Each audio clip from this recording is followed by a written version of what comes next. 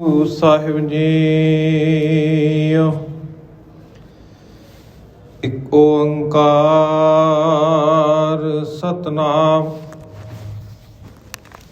ਕਰਤਾ ਪੁਰਖ ਨਿਰਭਉ ਨਿਰਵੈਰ ਅਕਾਲ ਮੂਰਤ ਅਜੂਨੀ ਸੈਭੰ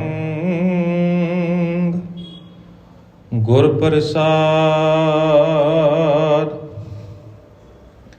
ਸ਼੍ਰੀ ਨਾਨਕ ਪਦ ਪੰਕਜ ਬੰਦਨ ਪਦ ਪੰਕਜ ਬੰਦਨਾ ਸਿਮਰੋ ਅੰਗਦ ਦੋਖ ਨਿਕੰਦਨਾ ਅਮਰਦਾਸ ਗੁਰ ਹਿਰਦੇ ਧਿਆਵੋ ਹਿਰਦੇ ਧਿਆਵੋ। ਸ੍ਰੀ ਗੁਰੂ ਰਾਮਦਾਸ ਗੁਣ ਗਾਵੋ। ਸ੍ਰੀ ਅਰਜਨ ਬਿਘਨ ਕੇ ਨਾਸਕ ਬਿਘਨਨ ਕੇ ਨਾਸ਼ਕ ਹਰਿ ਗੋਬਿੰਦ ਸੁਭ ਸਮਤ ਪ੍ਰਕਾਸ਼ਕ। ਸ਼੍ਰੀ ਹਰਿ ਰਾਏ ਨਮੋ ਕਰ ਜੋਰੀ ਨਮੋ ਕਰ ਜੋਰੀ। ਗੁਰ ਹਰਿ ਕ੍ਰਿਸ਼ਨ ਮਨਾਏ ਬਹੋਰੀ।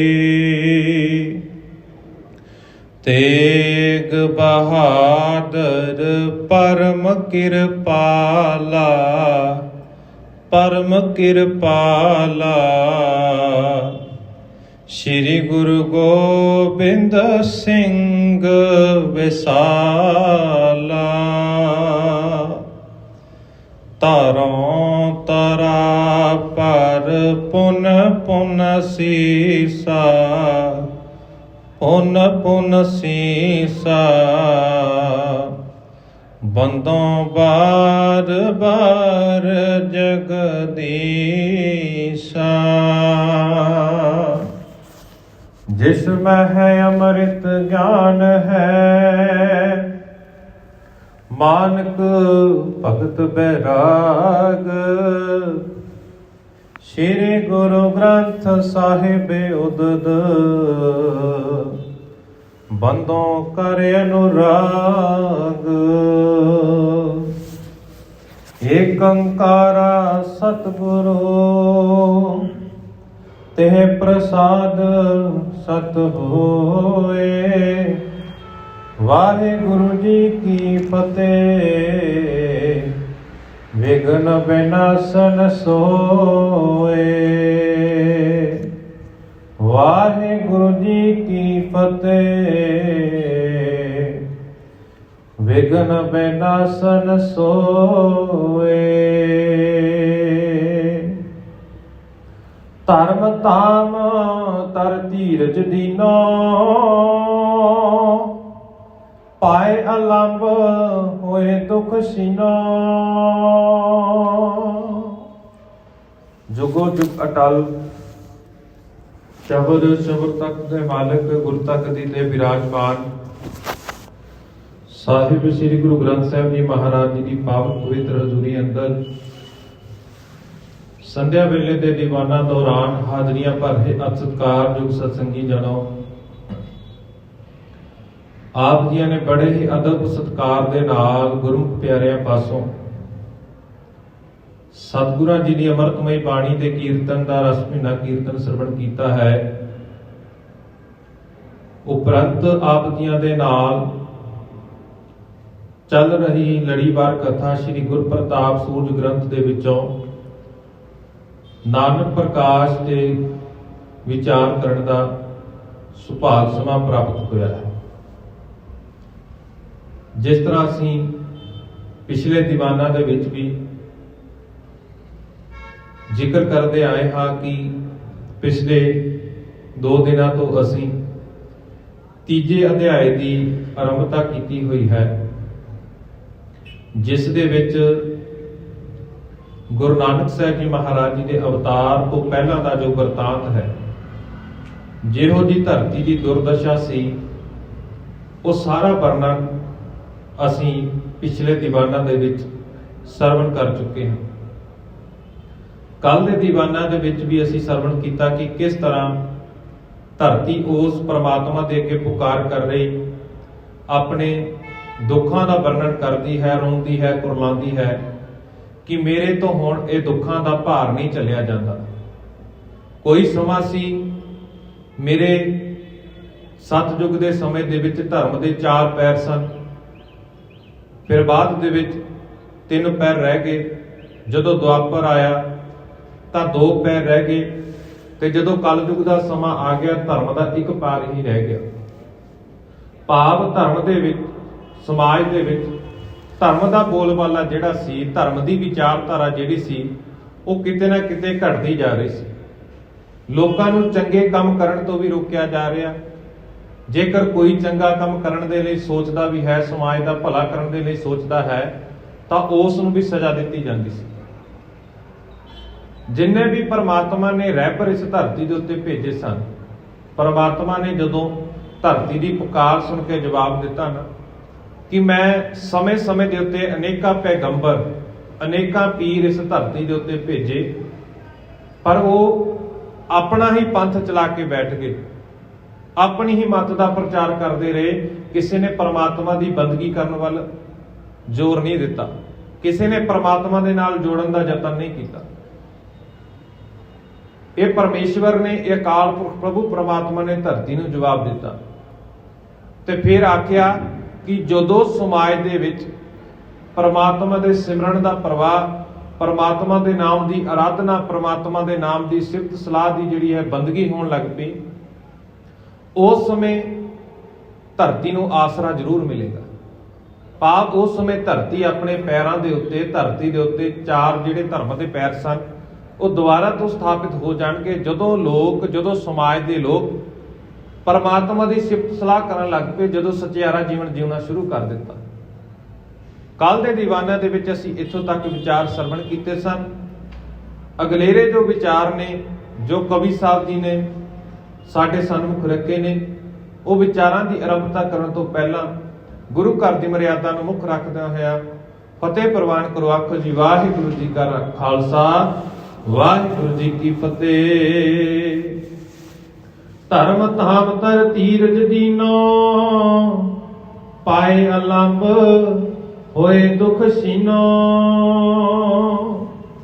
ਕਿ ਧਰਮ ਦੇ ਘਰ ਨੇ ਧਰਤੀ ਨੂੰ ਧੀਰਜ ਦਿੱਤਾ, ਤੇ ਧੀਰਜ ਦਿੰਦਿਆਂ ਹੋਇਆ ਕਿਹਾ ਕਿ ਮੈਂ ਤੇਰਾ ਆਸਰਾ, ਤੇਰਾ ਸਹਾਰਾ ਬਣ ਕੇ ਸਭ ਦੁੱਖਾਂ ਦਾ ਨਾਸ਼ ਕਰ ਦਵਾਂਗਾ।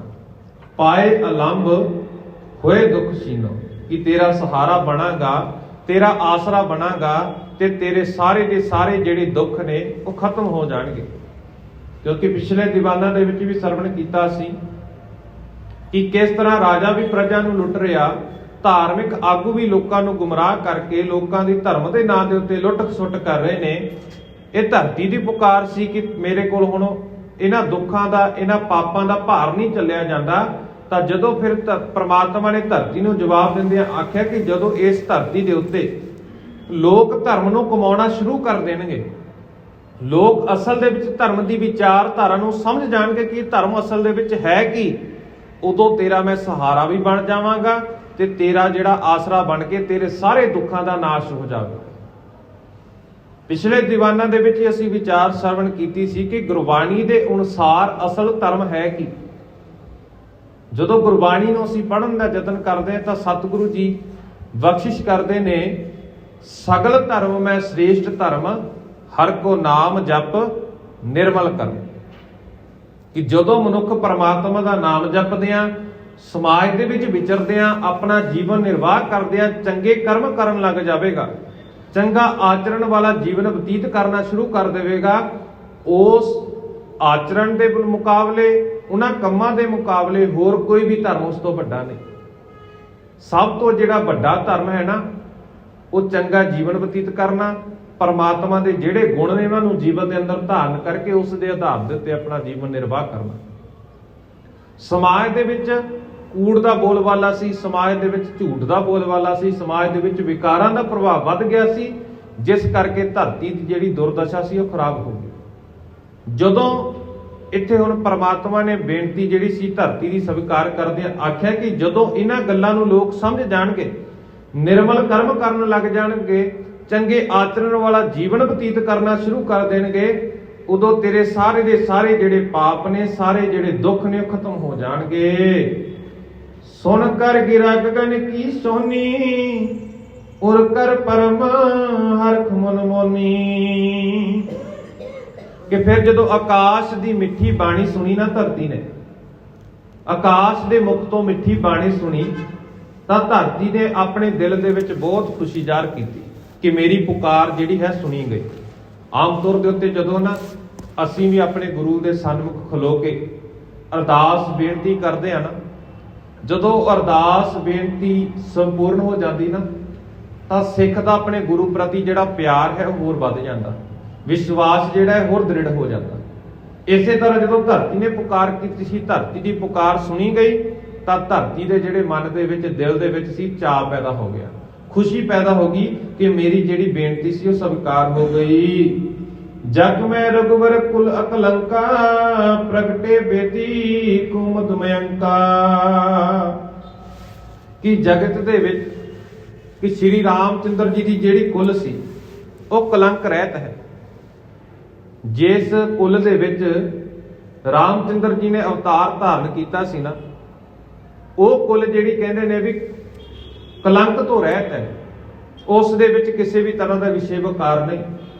ਧਰਤੀ ਨੂੰ ਆਨੰਦ ਦੇਣ ਵਾਲੇ ਧੰਨ ਗੁਰੂ ਨਾਨਕ ਸਾਹਿਬ ਜੀ ਮਹਾਰਾਜ ਜੀ ਨੇ ਵੀ ਬੇਦੀ ਕੁਲ ਦੇ ਵਿੱਚ ਆਪਣਾ ਜਿਹੜਾ ਸੀ ਉਹ ਅਵਤਾਰ ਧਾਰਨ ਕੀਤਾ। ਏਕ ਓੰਕਾਰ ਤਾਰ ਨਿਜ ਰੂਪਾ, ਪ੍ਰਗਟੇ ਸਤਿਗੁਰ ਰੂਪੇ ਅਨੂਪਾ। ਕਿ ਏਕ ਓੰਕਾਰ ਵਾਹਿਗੁਰੂ ਉਹ ਅਕਾਲ ਪੁਰਖ ਪ੍ਰਭੂ ਪਰਮਾਤਮਾ ਆਪ ਸਤਿਗੁਰੂ ਜੀ ਦੇ ਸਰੂਪ ਦੇ ਵਿੱਚ, ਧੰਨ ਗੁਰੂ ਨਾਨਕ ਸਾਹਿਬ ਜੀ ਮਹਾਰਾਜ ਜੀ ਦੇ ਸਰੂਪ ਦੇ ਵਿੱਚ ਇਸ ਧਰਤੀ ਦੇ ਉੱਤੇ ਪ੍ਰਗਟ ਹੋਇਆ। ਅਸੀਂ ਗੁਰਬਾਣੀ ਦੇ ਵਿੱਚ ਪਰਮਾਤਮਾ ਦੇ ਦੋ ਸਰੂਪਾਂ ਦਾ ਜ਼ਿਕਰ ਗੁਰੂ ਸਾਹਿਬ ਜੀ ਨੇ ਕੀਤਾ, ਉਹ ਵੀ ਅਸੀਂ ਪੜ੍ਹਦੇ ਹਾਂ ਕਿ ਨਿਰਗੁਣ ਰੂਪ ਵੀ ਪਰਮਾਤਮਾ ਦਾ ਹੈ ਤੇ ਸਰਗੁਣ ਰੂਪ ਵੀ ਪਰਮਾਤਮਾ ਦਾ ਹੈ।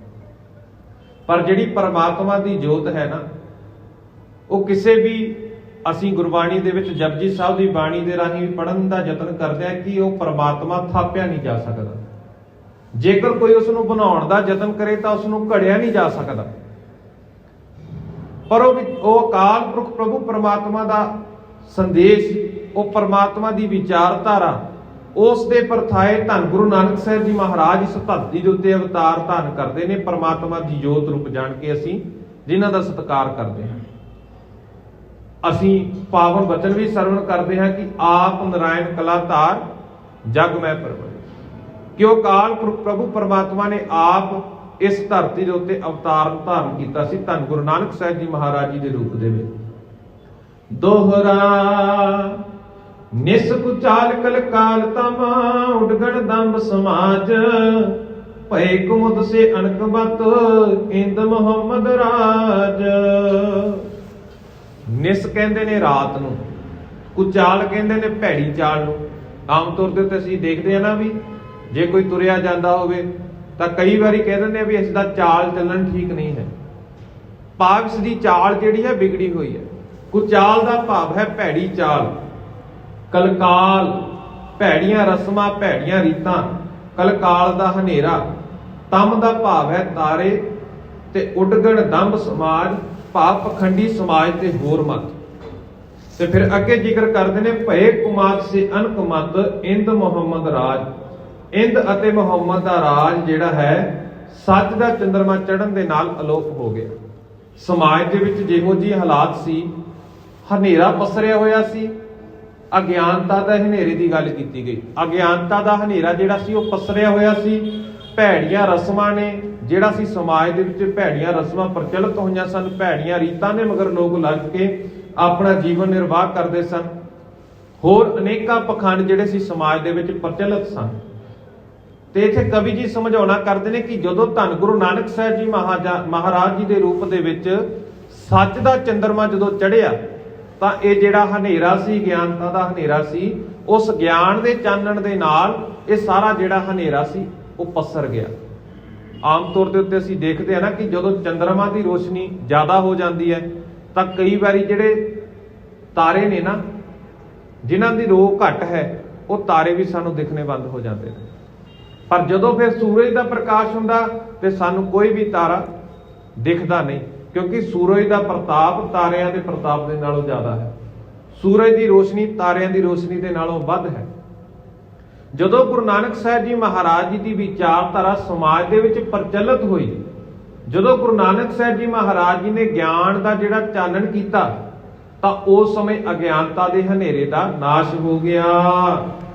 ਚੋਪਈ ਤਿਨ ਕੋ ਹਰਨ ਬਾਲ ਦਿਨ ਰਾਉ, ਉਦੇ ਸੋ ਨਾਨਕ ਤੇਜ ਪ੍ਰਭਾਉ।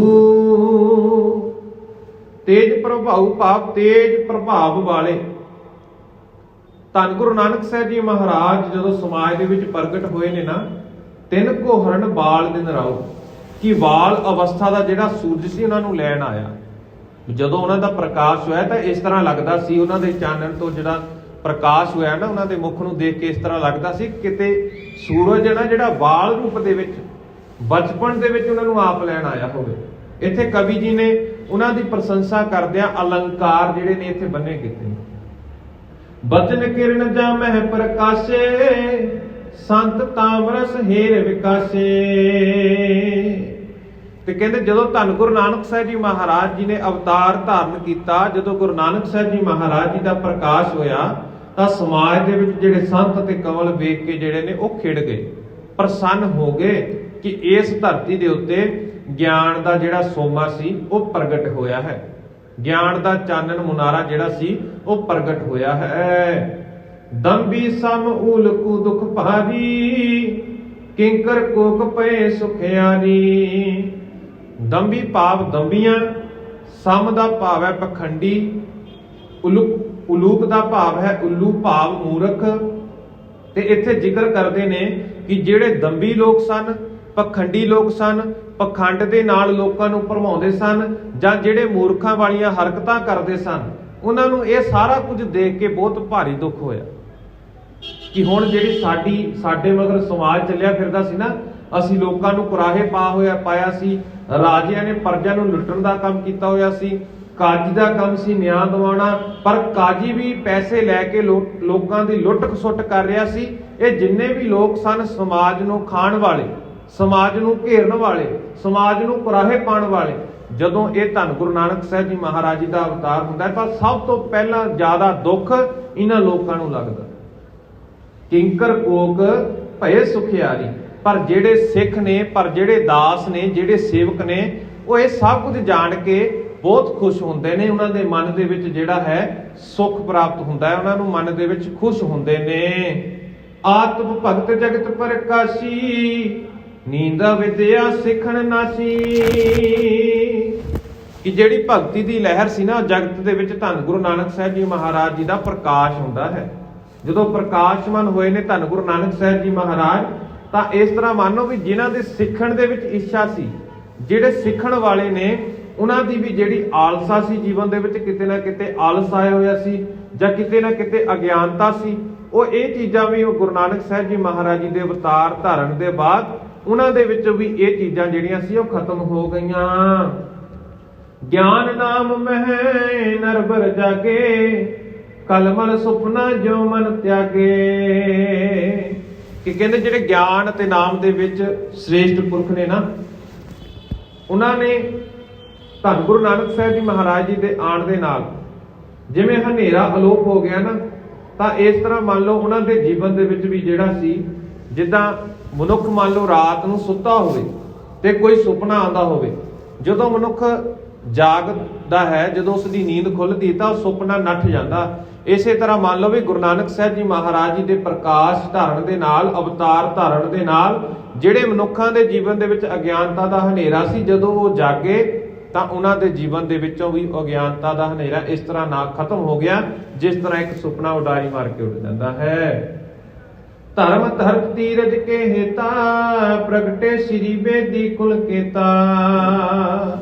ਕਿ ਧਰਤੀ ਅਤੇ ਧੀਰਜ ਦੇ ਹਿੱਤ ਲਈ, ਧਰਤੀ ਦੀ ਪੁਕਾਰ ਸੁਣ ਕੇ, ਧਰਤੀ ਦੀ ਰੱਖਿਆ ਕਰਨ ਦੇ ਲਈ, ਧਰਤੀ ਦਾ ਸਹਾਰਾ ਬਣਨ ਦੇ ਲਈ, ਧਰਤੀ ਨੂੰ ਆਸਰਾ ਦੇਣ ਦੇ ਲਈ ਬੇਦੀ ਕੁਲ ਦੇ ਵਿੱਚ ਪਰਮਾਤਮਾ ਰੂਪੀ ਧੰਨ ਗੁਰੂ ਨਾਨਕ ਸਾਹਿਬ ਜੀ ਮਹਾਰਾਜ ਜੀ ਨੇ ਅਵਤਾਰ ਧਾਰਨ ਕੀਤਾ।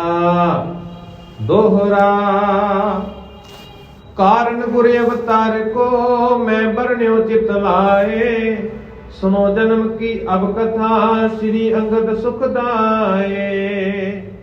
ਇਹ ਹੁਣ ਭਾਈ ਬਾਲਾ ਜੀ ਗੁਰੂ ਅੰਗਦ ਸਾਹਿਬ ਜੀ ਮਹਾਰਾਜ ਜੀ ਦੇ ਅੱਗੇ ਬੇਨਤੀ ਕਰਦੇ ਨੇ ਕਿ ਧੰਨ ਗੁਰੂ ਅੰਗਦ ਸਾਹਿਬ ਜੀ ਮਹਾਰਾਜ, ਧੰਨ ਗੁਰੂ ਨਾਨਕ ਸਾਹਿਬ ਜੀ ਮਹਾਰਾਜ ਜੀ ਦੇ ਅਵਤਾਰ ਧਾਰਨ ਦੇ ਬਾਰੇ ਜੋ ਵੀ ਕਥਾ ਸਾਰਤਾ ਸੀ, ਜੋ ਵੀ ਵਿਚਾਰ ਸੀ, ਮੈਂ ਤੁਹਾਡੇ ਸਨਮੁਖ ਆਪਣੇ ਮਨ ਤੋਂ, ਆਪਣੇ ਚਿੱਤ ਤੋਂ ਪਿਆਰ ਦੇ ਨਾਲ ਤੁਹਾਨੂੰ ਸੁਣਾਉਣਾ ਕੀਤਾ ਹੈ।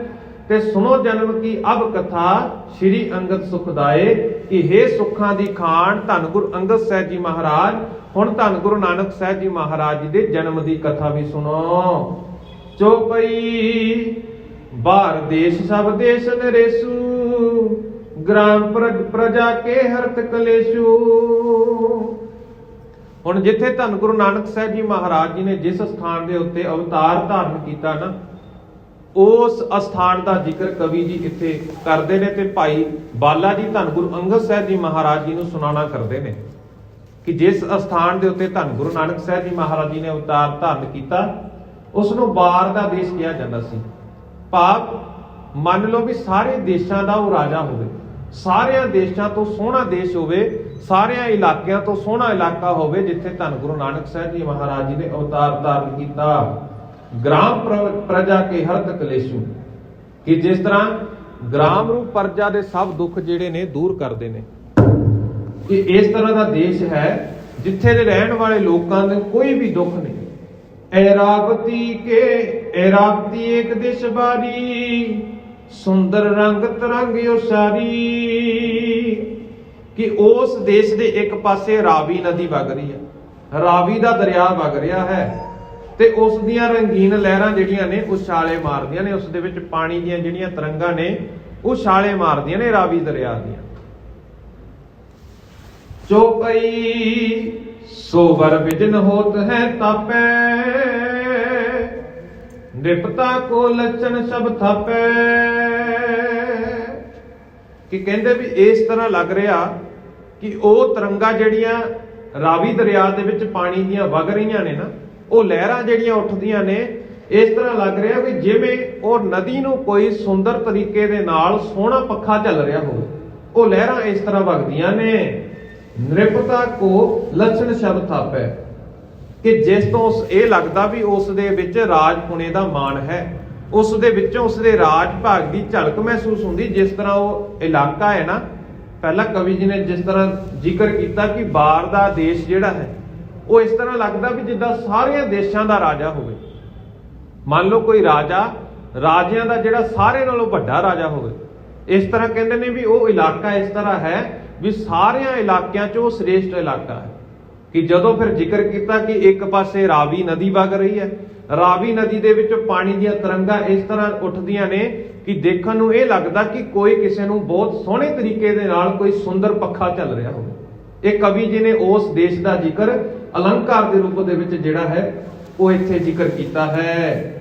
ਚੰਦਰ ਪਗਾ ਦਿਸ਼ ਦੁਤਿਆ ਸੁਹਾਈ, ਮਾਲ ਤਰੰਗਨ ਸੁਵਾਸੇ ਉਠਾਈ।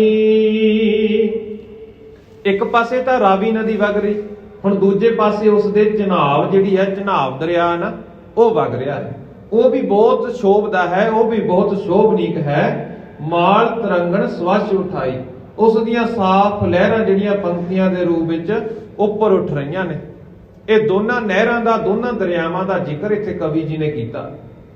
ਤਾਂ ਪਰ ਹੋਤ ਚਮਰ ਸ਼ਬ ਭਾਰੀ, ਮਹਿਮਾ ਮਹਾਜਨਾ ਬਨਕਾਰੀ।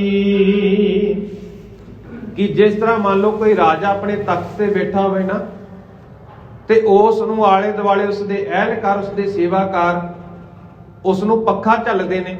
ਇਸ ਤਰ੍ਹਾਂ ਲੱਗ ਰਿਹਾ ਵੀ ਇਸ ਨੂੰ ਵੀ ਇਸ ਤਰ੍ਹਾਂ ਕੋਈ ਸੋਹਣੇ ਤਰੀਕੇ ਦੇ ਨਾਲ ਪੱਖਾ ਚੱਲ ਰਿਹਾ। ਇਸ ਦੀ ਪ੍ਰਸ਼ੰਸਾ ਕਵੀ ਜੀ ਨੇ ਇਸ ਤਰ੍ਹਾਂ ਕੀਤੀ ਇਸ ਇਲਾਕੇ ਦੇ। ਮਹਿਮਾ ਮਹਾ ਜਨਾਬਨਕਾਰੀ, कि उसकी महिमा जिहड़ी है वेखण योग भाव मानण योग है, उस नूं वर्णन नहीं किया जा सकता। उस स्थान नूं अखां दे नाल देखिया जा सकदा, उस नूं महसूस किया जा सकदा, उस नूं अनुभव किया जा सकदा। पर कवि जी कहंदे भी कलम दे विच इन्नी ताकत नहीं कि उस नूं लिख के उसका चंगे तरीके दे नाल वर्णन किया जावे। सदा सुकाल ससन को साड़ी, तह दुकाल की कौन कुचाली। कि हुण जिथे आम तौर दे उत्ते पानी का प्रवाह ज्यादा होवे, पानी सही तरीके दे नाल वगदा होवे, सुभाविक ही उत्थों दी खेतीबाड़ी भी जिहड़ी आ बहुत सोहणे तरीके दे नाल हुंदी होवे।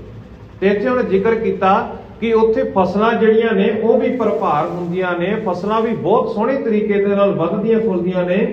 ते मान लो इस तरह भी ये जिहड़े दोनों दरिया ने, दोनों नदियां ने, ये खेती का घर है। फिर अगे जिक्र करते हैं तह दुकाल की कौन कुचाली, कि फिर जिथे हुण पानी का लगातार निरंतर बहाव वगदा होवे, सोहणियां फसलां हुंदियां होण, ते फिर उस थां दे उत्ते काल किस तरह पै सकदा। असीं पिछले दीवानां दे विच सरवण कर चुके हैं ना कि उन्हां हालातां दे विच जदों धरती पुकार कर रही कि राजे लोकां नूं लुट रहे ने, प्रजा दा घाण कर रहे ने, ते कहंदे उस समय कोई भरोसा नहीं भी कदों काल पै जावे। राजिਆਂ ਦੀ माड़ी नीति के कारण समाज की दुर्दशा इहो जी हो गई सी।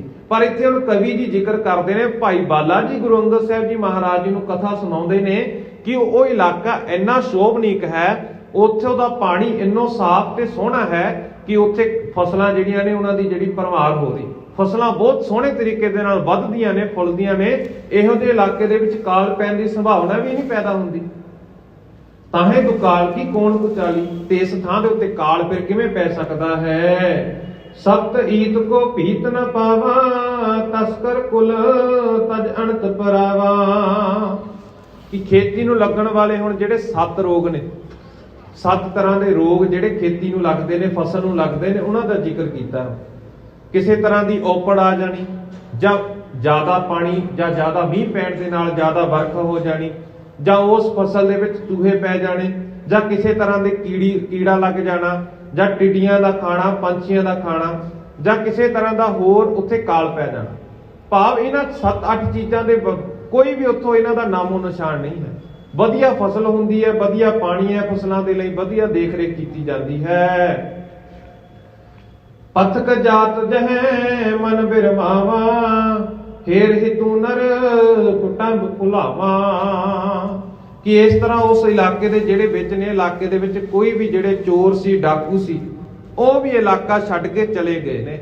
उन्हां नूं भी हुण भज्जण दा राह नहीं लभ रिहा। ਜਾਂਦਿਆਂ ਰਾਈਆਂ ਦਾ ਵੀ इस इलाके ਨੂੰ देख के ਜਿਹੜਾ है मन खुश ਹੁੰਦਾ भी ਇੰਨਾ ਸੋਹਣਾ ਇਲਾਕਾ, ਇੰਨਾ ਸੋਭਨੀਕ ਇਲਾਕਾ। ਜਿਹੜਾ ਵੀ ਰਾਹੀ ਉੱਥੋਂ ਲੰਘਦਾ ਹੈ, ਜਿਹੜਾ ਵੀ ਮੁਸਾਫਰ ਉਸ ਸਥਾਨ ਤੋਂ ਲੰਘਦਾ ਹੈ, ਉਹ ਉਸ ਦਾ ਉੱਥੇ ਟਿਕਣ ਨੂੰ ਮਨ ਕਰ ਜਾਂਦਾ, ਆਪਣੇ ਘਰ-ਬਾਰ ਨੂੰ ਭੁੱਲ ਜਾਂਦਾ ਹੈ। ਫਲ ਫੁੱਲਣ ਦਲਿਉਤ ਤਰ ਚਾਰੂ, ਪੰਥਕ ਹੇਤ ਠਾਡੇ ਸੁਖ ਕਰੂ। ਕਿ ਉੱਥੇ ਦੇ ਫਲ ਫੁੱਲ ਅਤੇ ਪੱਤਿਆਂ ਸਮੇਤ ਜਿਹੜੇ ਸੁੰਦਰ ਬ੍ਰਿਸ਼ ਨੇ ਨਾ, ਜਿਹੜੇ ਵੀ ਸੁੰਦਰ ਰੁੱਖ ਨੇ, ਸੁੰਦਰ ਦਰਖਤ ਲੱਗੇ ਨੇ ਫੁੱਲਾਂ ਵਾਲੇ, ਚਾਹੇ ਫਲ ਵਾਲੇ ਨੇ, ਚਾਹੇ ਪੱਤਿਆਂ ਵਾਲੇ ਨੇ, ਉਹ ਸਾਰੇ ਹੀ ਸਾਰੇ ਉਸ ਸਥਾਨ ਦੀ ਸੁੰਦਰਤਾ ਨੂੰ ਹੋਰ ਚਾਰ ਚੰਨ ਲਾਉਂਦੇ ਨੇ, ਹੋਰ ਸ਼ੋਭਨੀਕ ਬਣਾਉਂਦੇ ਨੇ। ਪਥਕ ਹੇਤ ਠਾਡੇ ਸੁਖ ਕਾਰੂ। ਕਿ ਜਿਹੜੇ ਵੀ ਰਾਹੀ ਉੱਥੋਂ ਲੰਘਦੇ ਨੇ ਨਾ, ਉੱਥੇ ਰੁੱਖਾਂ ਦੀ ਛਾਵੇਂ ਬੈਠਦੇ ਨੇ, ਬੜਾ ਹੀ ਸੁੱਖ ਜਿਹੜਾ ਉੱਥੋਂ ਮਾਣਦੇ ਨੇ। वसे लोक जय सुजन सुचाली, दया धर्म के जे प्रतपाली। कि हुण उत्थों दे रहण वाले जिहड़े लोक ने, उन्हां दा जिक्र करदे ने कवि जी कि जिहड़े उत्थों दे लोक रहिंदे ने ना, वसे लोक जय सुजन सुचाली, भी वो लोक बड़े ही बहादुर ने, बड़े ही चंगे किरदार वाले ने। उन्हां दा आचरण जिहड़ा है बहुत सोहना है।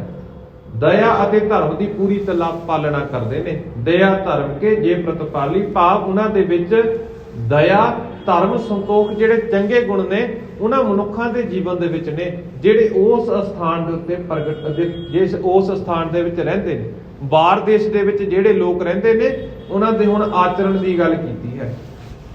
अथत सेव मैं जिन मन राता, गुण गराही सब विद्या ज्ञाता। कि जिहड़े उत्थों दे लोक रहिंदे ने ना, लोड़वंदां दी बड़ी सेवा करदे ने, गरीबां दी बड़ी मदद करते हैं। जिहो जिहे भी हालात जे किते पैदा भी हो जाण ना, लोग समाज दे विच सेवा करन दे लई तैयार रहंदे ने।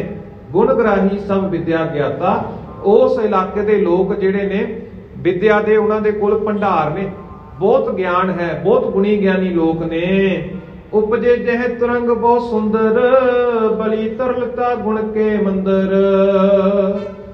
ਤੁਰੰਗ ਕਹਿੰਦੇ ਨੇ ਘੋੜੇ ਨੂੰ, ਕਿ ਉਸ ਸਥਾਨ ਦੇ ਉੱਤੇ ਜਿਹੜੇ ਘੋੜੇ ਨੇ ਨਾ ਉਹ ਵੀ ਬਹੁਤ ਵਧੀਆ ਨਸਲ ਦੇ ਘੋੜੇ ਨੇ ਉੱਥੇ ਪਾਏ ਜਾਂਦੇ। ਬੜੇ ਬਲੀ ਤਿੱਖੇ ਤੇਜ ਅਤੇ ਗੁਣਾਂ ਦਾ ਘਰ ਉੱਥੇ ਹਨ। ਉੱਥੇ ਜਿਹੜੇ ਲੋਕ ਰਹਿੰਦੇ ਨੇ ਉਹਨਾਂ ਦੇ ਵਿੱਚ ਗੁਣਾਂ ਦੇ ਭੰਡਾਰ ਨੇ। ਬੜੇ ਸੂਰਬੀਰ ਲੋਕ ਉੱਥੇ ਪੈਦਾ ਹੁੰਦੇ ਨੇ ਉਸ ਸਥਾਨ ਦੇ ਉੱਤੇ। ਔਰ ਪਸ਼ੂ ਬਹੁਤ ਸੁਭਗ ਸੋ ਜਾਤੀ, ਤਿਨ ਕੀ ਖਾਨ ਕੀਨ ਵਿਦ ਖਿਆਤੀ। ਉੱਥੋਂ ਦੇ ਜਿਹੜੇ ਪਸ਼ੂ ਨੇ ਉਹਨਾਂ ਦੀਆਂ ਵੀ ਨਸਲਾਂ ਬਹੁਤ ਵਧੀਆ ਨੇ। ਹੁਣ ਜੇਕਰ ਕਿਸੇ ਸਥਾਨ ਦੇ ਉੱਤੇ ਕਿਸੇ ਪਸ਼ੂ ਨੂੰ ਵਧੀਆ ਚਾਰਾ ਮਿਲ ਜਾਵੇ, ਵਧੀਆ ਖਾਣ ਨੂੰ ਮਿਲ ਜਾਵੇ, ਤਾਂ ਉੱਥੋਂ ਦੇ ਜਿਹੜੇ ਪਸ਼ੂ ਨੇ ਵਧੀਆ ਦੁੱਧ ਦੇਣਗੇ, ਨਸਲਾਂ ਵੀ ਵਧੀਆ ਹੋਣਗੀਆਂ। ਇਹ ਸਾਰਾ ਕੁਝ ਉੱਥੋਂ ਦੀ ਧਰਤੀ ਤੇ ਡਿਪੈਂਡ ਕਰਦਾ, ਧਰਤੀ ਤੇ ਨਿਰਭਰ ਕਰਦਾ। ਜਿਹੋ ਜੇ ਧਰਤੀ ਦੇ ਵਿੱਚ ਫਸਲ ਹੋਵੇਗੀ, ਧਰਤੀ ਦਾ ਜਿਹੜਾ ਉੱਥੋਂ ਦਾ ਜਾਂ ਵਾਤਾਵਰਣ ਹੈ, ਉਸ ਦੇ ਅਨੁਸਾਰ ਹੀ ਜਿਹੜੀਆਂ ਨਸਲਾਂ ਨੇ ਵੱਧਦੀਆਂ ਨੇ ਤੇ ਫੁੱਲਦੀਆਂ ਨੇ। ਕਹਿੰਦੇ ਉੱਥੋਂ ਦੇ ਪਸ਼ੂਆਂ ਦੀਆਂ ਨਸਲਾਂ ਬਹੁਤ ਬੜੀਆਂ ਨੇ।